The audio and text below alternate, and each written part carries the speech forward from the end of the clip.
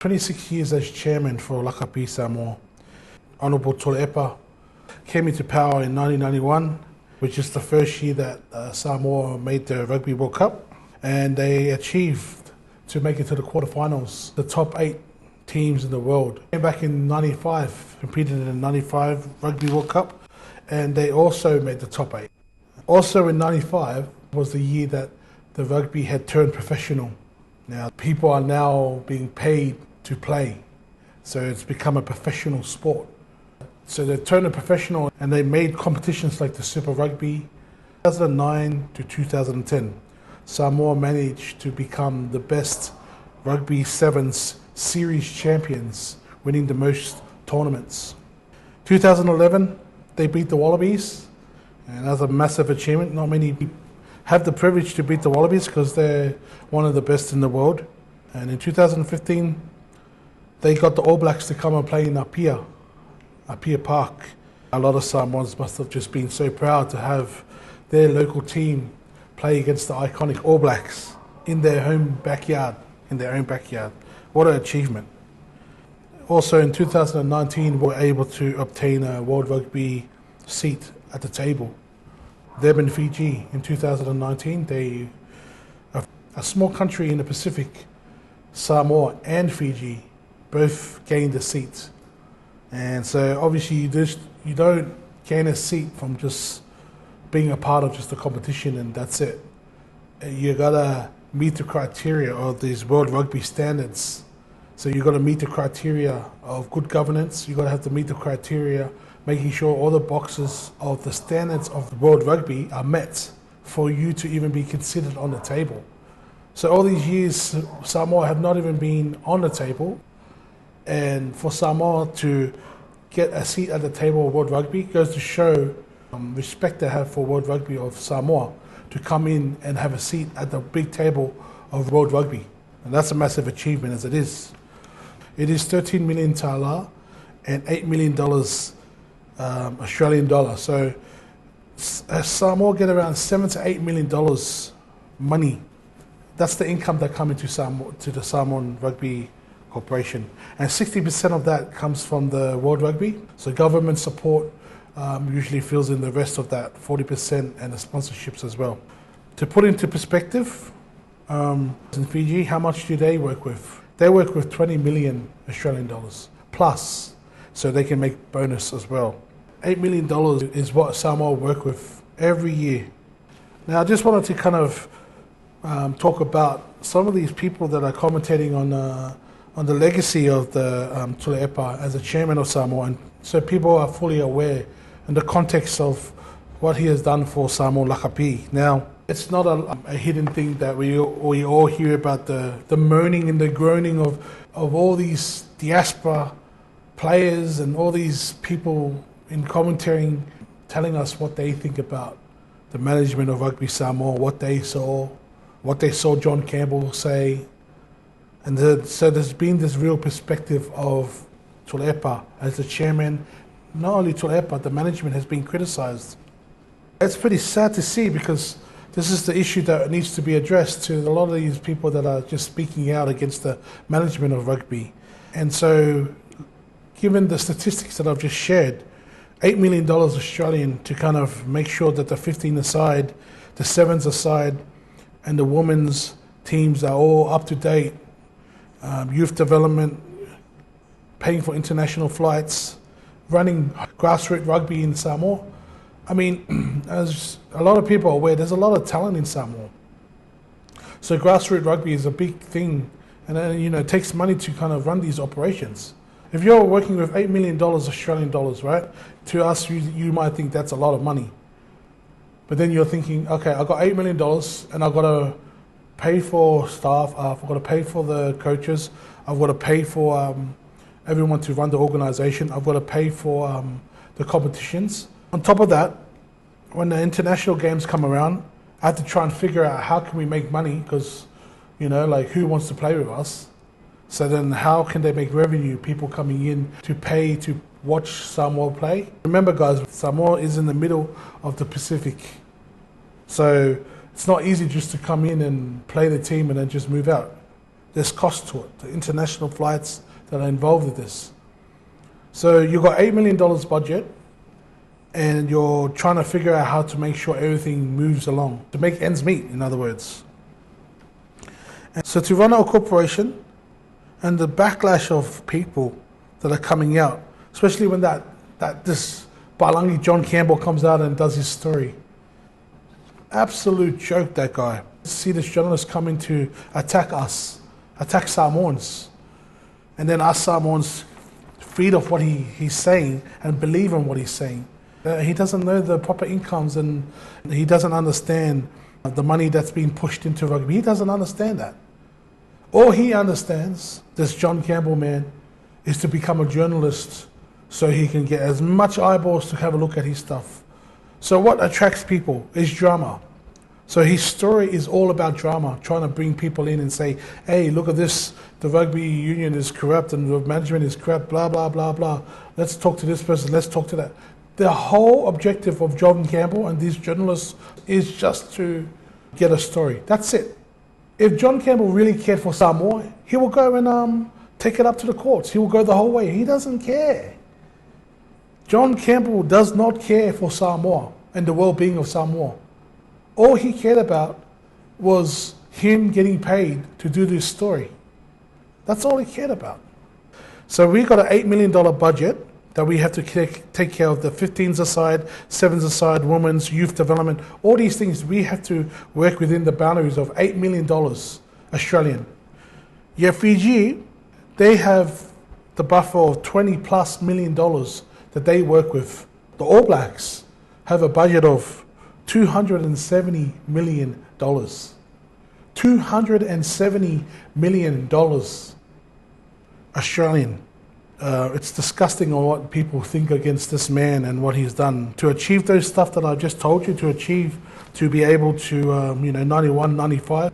But for us to be still on the world stage and have a successful championship in sevens in 2009 and 2010, and also winning many tournaments along the way, beating the Wallabies in 2011, and also bringing All Blacks to Apia Park. That is like, it's $8 million right now. Like, you gotta understand, these guys have to make sure it's within the budget. And like, to bring All Blacks to Samoa, and if you look into the backstory of that, New Zealand didn't even want to come. New Zealand didn't want to come. They looked down on our Samoan facilities, and as what Tulepa said, it wasn't until their CEO at that time had said, look, the field that you guys are complaining of, our peers' field is too small or whatever. It's the same comparison to the field that you guys played against in America. So it was almost like our own management had to go to bat in for our people to experience Samoa and All Blacks in Apia. I'm sure, you guys in playing rugby, these players and these coaches that are former players, you guys don't see this side. All you guys are good at is doing what John Campbell does, and comes and talks what your opinion, think what the crowd is thinking, and then just go, oh yeah, the management is the problem. The management is the reason why we can't play properly. The management, because we don't have the balls, we don't have, the right... Before I was kind of like thinking, poor guys, maybe they got a little bit of a case here. But when you look at the statistics, and you look at like how Samoa is compared to other countries of $8 million of Australian dollars to work with all of the competitions, then you got All Blacks, for the same system, they had to take care of their grassroots and all that stuff. 270 million. That's 40 times more money than what we get. 40 times more.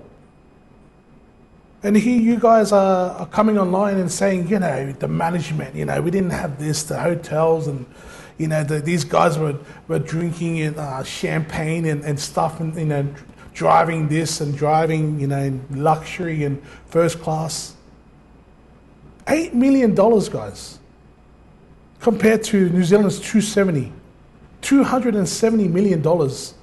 Yet you have the audacity to come out and call out our management, to call our management and put them on the stage and just make them look like they're a bunch of... And you don't even think twice to think like, shit, man, I've got just so much achievements, you know. Looking at the statistics on what Samoa have to go through to try and make things work, and the sponsorships and the contracts and stuff like that. Like, can you imagine if I'm like in Samoa and I'm running this show and I'm doing my best trying to make sure that the international players and also the grassroots players in Samoa are well taken care of, right? So you're doing your best to make sure the frameworks are all in place, right? And then you get these international players that come in and then they start saying, oh, this is not to our standards of what we see in Super Rugby or overseas rugby. Do you see how ungrateful you're being right now? Like, do you understand? Like, even some of these commentators, like one of the commentators said, you know, look at Toa Samoa, look at what, like, to be able to express themselves, look at what the boys are doing and what they're doing on the world stage. Toa Samoa, why can't Manu Samoa be like that? $8 million for Manu Samoa.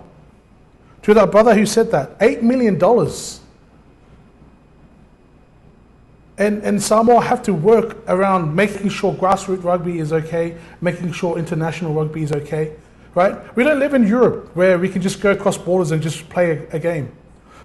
And we don't have a big population. We have 200 and something thousand people in Samoa. So how can we create our own ecosystem? Fiji's got an ecosystem, nearly got 1 million people that live there. So they can have some kind of ecosystem, more sponsorship.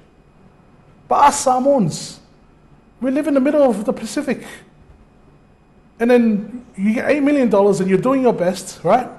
And then so the chairman, which is Tulepa, has put the money in and set it all up. All the frameworks are all set up. We managed to still win and be on the international stage despite having such little budget.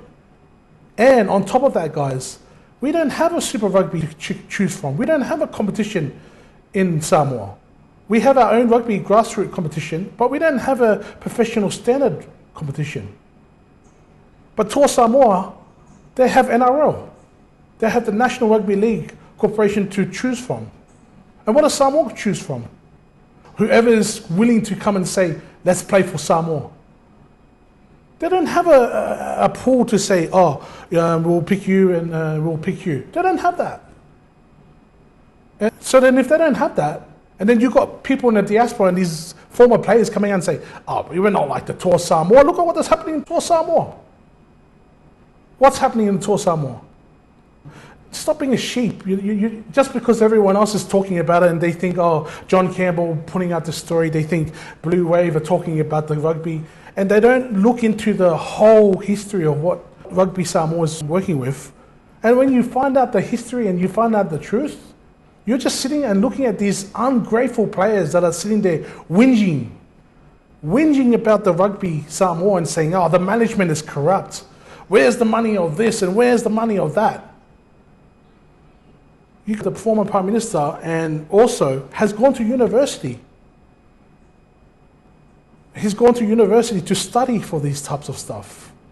If for him to have this knowledge and to be able to put his knowledge that he's learned from university and bring it back to Samoa, and you guys call him, he's corrupt, where's the money, where's this, and where's that?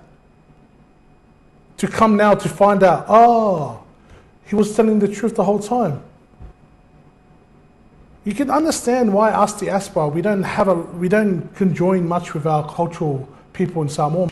Because we have this little bit of a privilege, this arrogance, to think that our standards are better. We have to do better, man. Like, you gotta understand and have some respect. My dad always says, if you're tough, don't show your toughness inside to your family. Show your toughness outside. And look at us Samoans, showing our toughness to our inside of our families. Showing their toughness, the management's crap. Shut up. Bunch of whinges. If you really care about Samoa and the way they are, face the people around and say, yeah, no, we're proud to be Samoan and we've got to back us. We've got to back who we are, our people. Come here and knock the rugby management saying, this and that and this. No proof. Oh, well, they didn't say it the right way. They just said, mate, who are you? Who is someone to come and talk to you? You're talking about people that are elders in our culture. who also know the ways of the Balangi way, but they come and bring it back to the culture. Who are you to talk like that? Oh, well, transparency, if you just said it like that, if you talk to me, who are you? If you really care about Rugby Samoa, go to Rugby Samoa, go to Samoa, and then you go and sit in that chair.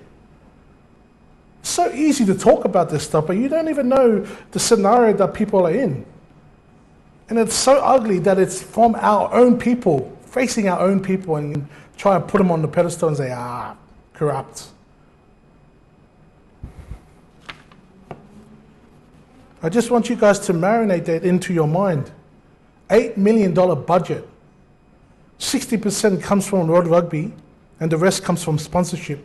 And I think there's only a handful of players that they're using for the Rugby Samoa that actually are from Samoa. So the question is, how do they make Samoan rugby better?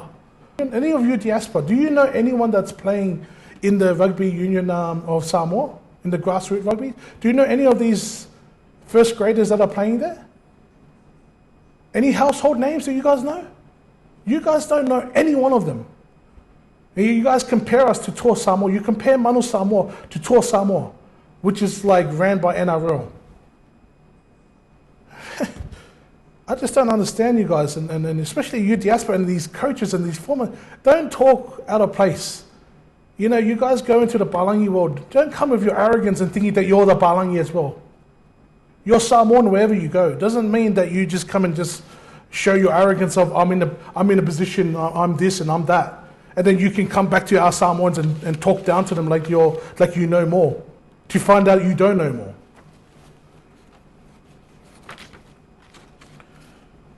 And it's sad to see. And when you see the truth and when you see the statistics, you're like, man, you guys online, bro, like these diaspora, you guys are brutal, man. You guys are about to go against your own, to go do podcasts and other people's shows and say, oh, what's wrong with rugby in Samoa? Why is it struggling?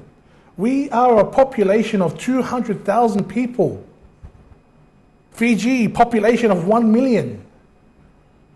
You're comparing a small country to these massive nations.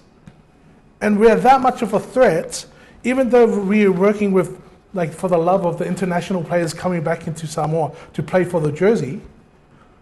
If you really care, why don't you put pressure on World Rugby? To even the playing field. Imagine this. If the World Rugby was to get rid of this 36 months law, so then if you're a rugby player playing in Australia and New Zealand, just say, for example, Alan Alatua doesn't play for Wallabies, he doesn't get chosen for some reason, so then Alan should be able to come play for Samoa because he's Samoan heritage. Or, for example, Ali Savea. If Ali Savea doesn't get chosen in the All Blacks, then Ali should be able to come play for the Samoan team to represent his Samoan heritage. But you can't just do that. Why? Because politics. Because World Rugby doesn't want to do that. Because all World Rugby wants to do is make sure they're playing their own politics. They got England, Ireland, they've got to take care of. So we've got Manu Tuolangi that's able to go play for England. We've got these other players playing for Ireland, some playing for Wales. And then we have to wait 3 years for the player to be available. They have to show their allegiance to Samoa for 3 years before they're able to play for Samoa. I mean, we're trying to even the playing field here, but when you look at the stats, Samoa, and for what they have to work with, man, we've done a great job. They got the frameworks all put in Samoa, all the frameworks of youth development, it's all done in Samoa for the best of their ability. The frameworks of even running a program, running competitions. So all that stuff you see in Samoa and rugby competition, it's been paid for. It's been put into frameworks that people have to abide by. And then you guys come online and you guys critique the management and say, oh, what are you guys doing, man? You guys... Samoa for Samoa, guys. And that's what I'm about. The truth needs to be said, and, to credit to the Chairman Tulepa, for your service to the rugby Samoa. The work that no one sees. We can see it. And we can see the work that he's done. And it's just sad when I see people, talking so confidently, messaging so confidently, yet they know nothing about statistics. They know nothing about history. You just heard from Afralo back in 91. They didn't have TVs at that time. So then, they had to go to Apia Park to watch. And the proudness that they had to be in top 8. This small little country in the middle of the Pacific. Even when I was looking it up, they were saying that's a massive achievement for such a small country to make it to that standard. Yeah, fast forward 26 years later, you got our former players coming out and other people coming out and saying, oh, what have the management done? You got the Prime Minister coming out. Tulepa, what have you done? In your time, look at the management, look where we are now. Where are we now? Because of Tulepa. This politics game. Anyways, guys, that's my little talk. It was supposed to be for in remembrance of Tulepa, and it ended up becoming a rant. So I apologize for that. But to the chairman, Tulepa, he's done a great job for Samoa, and I hope people will spread the word to share the accomplishments that he's done with this little money. And I don't discourage the diaspora. If these rugby players can do it, I support them. Come and come into the position is kind of available at the moment. For any of these players that are overseas, come and show what you got. I'm not trying to put you guys down and stuff like that. If you got the guts to do it, come and do it. You got $8 million. Hopefully you can bring that money up. I'm not saying that you can't. Us diaspora, we've got a lot of skills. But have some respect for the people before you. We can't have this rich culture within our blood and then we come and turn around and do Balangi styles and just pull them down.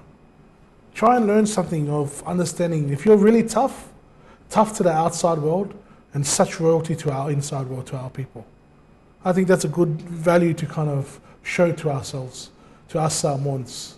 I'm not saying I don't condone bullying towards other nations, but I'm just saying if you're a proud Samoan, have the respect for other Samoans. If I offended anyone, that's not my intention.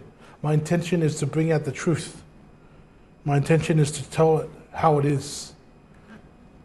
And whether you're FAST or HRPP, respect to you guys. We're all one family. We're all Samoa for Samoa. There's nothing personal towards the Prime Minister, Laoli, and nothing personal to our brothers and sisters that support the Red. If you still support the Red, that's good. But it's good that you listen to the other side as well, to the blue side. And the blue side listen to the red side. I think that's where we can come closer to each other. But what's happening now, a division, we need to stop that. And we need to bring facts forward. Anyways, guys, have a good weekend. I'll see you guys tomorrow. Ciao.